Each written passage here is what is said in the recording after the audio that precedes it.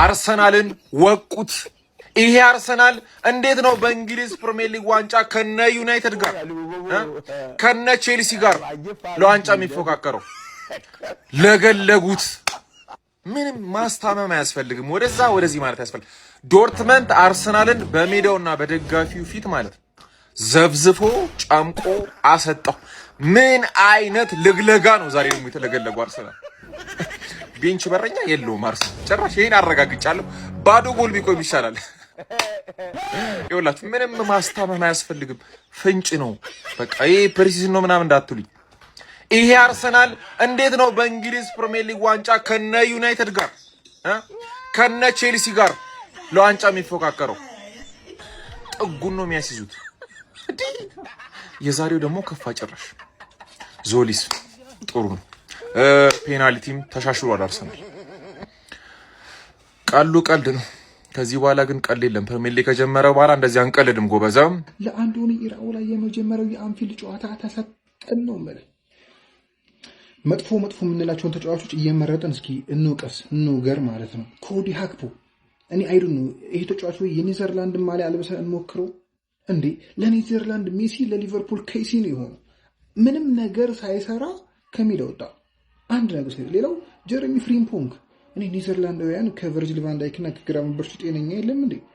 ጀረሚ ፍሪምፖንግ ወይ አጠቃ ወይ አይከላከል ወይ ቦታውን በደንብ አይሸፍን ወይ አሲስት ያደርግ ወይ ክሮሱ አያምር ምኑ አያምር አለባበሱ። ሚካስ ለጦር ቤንች ትሆናለህ። ኮማስ ለጦር ቤንች፣ ንድኩይ ለጦር ቤንች። አክቹአሊ በጣም ረዘምክ። በ18 ዓመት ከቨርጅል ቫን ዳይክ በላይ ነው ያለው። እጅግ በጣም ከባድ ርዝማኔ ነው። ቀንስ ይሆን ነገር አጋይዶ ብቻ የሚገርም። ወደ ጥሩ ተጫዋች ስንሄድ ማለት ነው አሌክሳንደር ኢሳክ የሚገርም ፐርፎርማንስ ከሚገርም ጎል ጋር እና እንደውም አሪፍ ጎሎች ማስቆጠር የሚችል ነበር። ብቻ አሁን ወደ ሙሉ ፊትነሱ እየመጣ ስለሆነ ኢሳክ ምርጥ ነው። ፍሎሪያን ቪርትዝ ቀጣይ ስል የምጠብቀው ተጫዋች እሱ ነው። ሌላው ምንም ያው ስለ ዶሚኒክ ሶቦስላይ ማውራት አንችልም። ምርጥ ስለሆነ ሪያን ግራቨንበርችም ዛሬ አሪፍ ነበረ። ቨርጅል ቫን ዳይክም አዲስ እንደመመለሱ ማለት ነው ምርጥ ነበረ። አሊሰን ብቻ አሪፍ ነበር። ግን ተሸንፈናል በሜዳችን በአንፊልድ በመጀመሪያው ፕሪሲዝን። ሊቨርፑል በሞናኮ 3-2 ተሸንፏል። ነገር ግን የዝግጅት ጨዋታ እንደመሆኑ በጨዋታው ላይ የተመለከትናቸውን መሰረታዊ ጉዳዮች በአጭሩ ለመመልከት እንሞክር። የመጀመሪያው የቫንዳይክ ጉዳይ ነው። ቫንዳይክ ባሳለፍነው ሲዝን አልፎ አልፎም ቢሆን ሲሰራቸው የነበሩትን የግዴለሽነት የሚመስሉ ስህተቶች ዛሬም ደግሞታል። ከ3 ጎሎች ለ2 ጎሎች መገኘት ትልቁን ኃላፊነት የሚወስደው እሱ ነው። አንደኛዋን የከርኬዝ የታይሚንግ ስህተት ነው። ዋታሮ ኢንዶ ግን ሰከንድ ሃፍ ተቀይሮ ገብቶ በመሃል ተከላካይነት ቦታ ያሳየው ድንቅ አቋም እኔ አልፎ አልፎም ቢሆን እድል ሊሰጠው እንደሚገባ ያሳየን ይመስለኛል። ሌላው ቪክቶር ሙኖዝ በሊቨርፑል ደጋፊዎች በጣም በፍጥነት ተወዳጁ ተጫዋች እንደሚሆን ምልክቱን ያየን ይመስለኛል። አስደናቂ ፍጥነት እንዲሁም አቅጣጫ የሚቀይርበት ቅልጥፍና 2-3 የሊቨርፑል ደጋፊዎችን ከመቀመጫቸው እንዲነሱ ያደረጉ እንቅስቃሴዎችን አሳይቷል። አሌክሳንደር ኢሳክ እና ፍሎሪያን ቪርትዝ የአዲስ ፈራሚ ያህል ናቸው። ባሳለፍነው ሲዝን በተለያዩ ምክንያቶች እውነተኛ ብቃታቸውን አልተመለከትንም። ዘንድሮ ግን አሁን ባየነው አቋም ሁለቱም ሻርፕ ፊትነስ ላይ ነው የሚገኙት፣ እንዲሁም ምርጥ አቋማቸው ላይ እንደሚገኙ ተመልክተናል። ሪያን ግራቨንበርግ ፈርስት ሃፍ አስደናቂ አቋም ነው ያሳየው። በተለይም ባለፈው በሊድስ ጨዋታ ሰከንድ ሃፍ ላይ ካሳየው ደካማ አቋም አንጻር ዛሬ ምርጥ ነበር። አንዶኒ ኢራኦላ በበርንማውዝ ለአሌክስ ስኮት ይሰጡት የነበረው ሚና በሊቨርፑል ሪያን ግራቨንበርግ ከፍ ባለ ደረጃ መወጣት እንደሚችል አሳይቷል ዛሬ። ሌላው ሃርቪ ኤሊየት ተቀይሮ ሲገባ የሊቨርፑል ደጋፊዎች ያሳዩት እጅግ የጋለ አቀባበል ነው። ተጫዋቹ በደጋፊዎች ምን ያህል እንደሚወደድ የተመለከትንበት ነው። በአጠቃላይ ሊቨርፑል ተጨማሪ ተጫዋቾች እንደሚያስፈልጉት አያጠራጥርም። ነገር ግን በዛሬው ጨዋታ የሚያበረታቱና መልካም ጎኖችም ነበሩት። ጨዋታው ይመቻቹ። አሁን እንደው ለእግር ኳስ 45 ደቂቃ አንሶ ነው 90 ደቂቃ ሙሉ የሚያራግጡን። 45 ደቂቃ በቂው ነው እኮ ለኢራኦላ 45 ደቂቃ ነው በቃ ኩክ ያደርግልሃል፣ ይጨርስልሃል። 90 ደቂቃ ላይ ነው ችግሩ። ባለፈው ሊድስ ላይ 4-2 ተሸነፍን 2-0 ስንመራ ቆይተን። አሁንም እንደገና ሞናኮ ላይ አንፊልድ ላይ 2-0 ስንመራ ቆይተን 3-2 ተሸነፍን። አይደለም ደስ የሚለው ነገር ልንገራችሁ። ከዚህ ጨዋታ ብቸኛ ደስ ያሰኘኝና በጣም ያስገረመኝ ነገር ዲያጎ ጆታን 20 ደቂቃ ላይ ማሰባቸው። እስቲል አሁንም ስንቶቻችን ነው የረሳ ነው? ዲያጎ ጆታን ስንቶቻችን ነን የተው ነው? ግን ስቲል ያስታውሱታል። እኔ በጣም ነው ያስገረመኝ። ክብር ለሊቨርፑል ደጋፊዎች በእውነት አራሆ ሊቨርፑልን በመቀላቀሉ በርከት ያላችሁ የሊቨርፑል ደጋፊዎች ቅር ስትሰኙ ተመልክቻለሁ። ሁላችሁም አይደላችሁ እና ደግሞ ገለልተኛ ደጋፊ መሆናችሁ ደግሞ በዚህ ዝውውር ላይ ሙድ ስትይዙና ስታላግጡም ያላችሁ ደጋፊዎች ተመልክቻለሁ። እኔ ግን ይህ ዝውውር ሊቨርፑልን ሊጠቅመው እንደሚችል በኤቪደንስ ወይም በማስረጃም ልነግራችሁ ፈልጋለሁ። ስለዚህ የአራሆን አድቫንቴጅ እና ዲስአድቫንቴጅ እንመለከታለን ማለት ነው። በተጠናቀቀው የውድድር ዓመት አራሆ በባርሴሎና ቤት ማለት ነው በስፔን ላሊጋ 24 ጌሞችን አድርጓል። እንደምታውቁት በአውሮፓ ሻምፒዮንስ ሊግ 10 ጌሞችን አድርጓል። በኮፓ ዴላሬ 3 ጌሞችን አድርጓል። በሱፐር ካፕ ደግሞ 1 ጌም አድርጓል። በድምሩ 38 ጌም አድርጓል። ይህንን 38 ጌም ይዘን አድቫንቴጅ እና ዲስአድቫንቴጅ እንመልከት።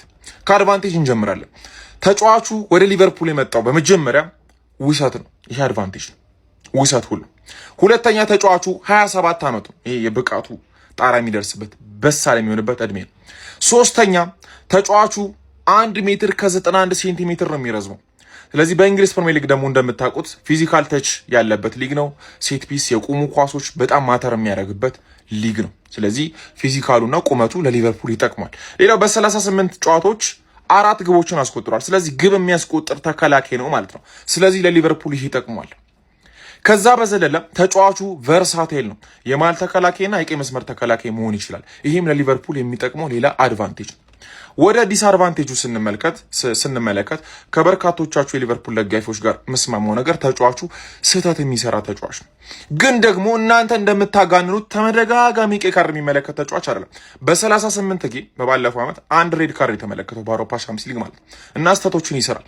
ይህንን ዲስአድቫንቴጅ ግን እንዳያጋልጠው ስህተቶችን እንዳይሰራ እና በሳል እንዲሆን ብቻውን የማያጋፍጠው የዓለማችን ድንቁ ተከላካይ ቫንዳይክ አለ አጠገቡ። ስለዚህ ሊድ ያደርገዋል፣ ይመሯል ብዬ አስባለሁ። ሊቨርፑል ደግሞ እዚህ ቦታ ላይ በጣም ክፍተት አለበት ብዬ አስባለሁ። ስለዚህ እንደዚህ አይነት ተጫዋች ሊቨርፑል ማግኘቱ በእጅጉ ይጠቀማል ብዬ ነው የማስበው። እንደነገርኳችሁ አድቫንቴጅ ላይ የዘረዘርኩላችሁ ነገር አለ፣ ዲስአድቫንቴጅ ላይ ደግሞ የዘረዘርኩላችሁ ነገር ኮምፔር ስናደርገው አድቫንቴጁ ይበልጣል።